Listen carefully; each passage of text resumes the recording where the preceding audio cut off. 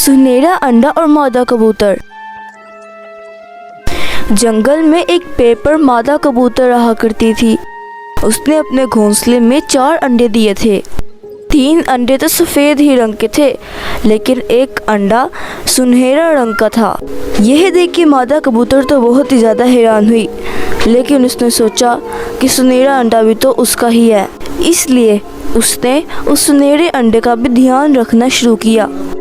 एक दिन तूफानी बारिश के कारण उस कबूतरी का घोंसला नीचे गिर गया। इस वजह के कारण उस कबूतरी के सारे अंडे टूट गए, लेकिन सुनहरा अंडा अभी भी नहीं टूटा था। घोंसला देखकर मादा कबूतर बहुत दुखी हुई। अरे ये क्या हो गया?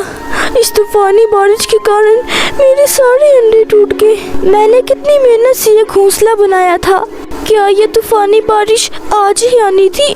और क्या इसने मेरे ही घोंसले के अंडे तोड़ने थे? कबूतरी ऐसे ही आक्रोश में रोई जा रही थी। तब ही उस कबूतरी की नज़र उस सुनहरे अंडे पे पड़ी। जिस अंडे को देख के मैं घबरा रही थी, आज वही अंडा बच गया। मादा कबूतर ने देर ना करते हुए उस अंडे को उठा लिया और एक घोंसला बनाकर उस अंडे को उसमें रख दिया। मादा कबूतर बहुत ही ज़्यादा केयर कर रही थी उस अंडे की। कुछ समय बाद उस अंडे में से एक सुनहरा कबूतर निकल आया।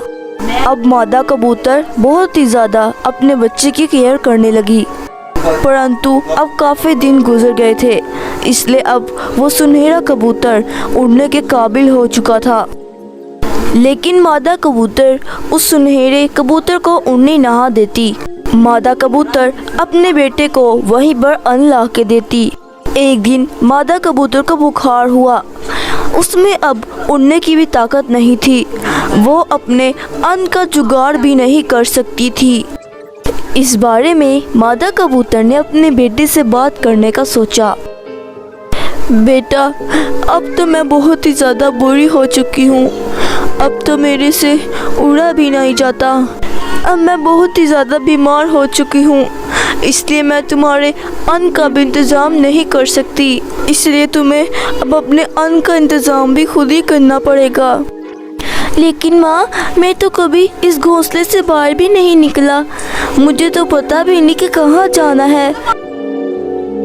अपनी इतनी तबीयत खराब होने के बावजूद भी वो अपने बेटे के लिए अन्न लेने गई और अपने बेटे को अन्न लाकर देती रही। सुनहरे कबूतर की माँ को इतना बीमार होते हुए भी अन्न लाने जाना पड़ा। इस वजह से सुनहरा कबूतर बहुत ही ज़्यादा परेशान हो गया और अपनी माँ से कहने लगा, माँ, मुझे माफ़ कर दो।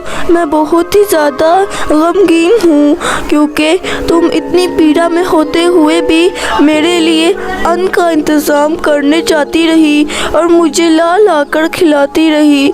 आइंदा के बाद तुम अन्न लेने नहीं जाओगी माँ, मैं खुद ही अन्न लेके आऊँगा। और मुझे तो ये भी पता चला कि आपकी इतनी लाड प्यार की वजह से ही मैं आपको अन्न लाने के लिए भेजता रहा। हाँ बेटा, मुझे ये इतना तो समझ आ ही गया है कि अपने बेटे को इतना भी नहीं बगाड़ना चाहिए कि वो अपने लिए खुद अन्न लेने ना जा सके। उस दिन के बाद सुनहरा कबूतर अपने लिए और अपनी माँ के लिए अन्न लाने लगा और दोनों मिलकर अन्न खाते।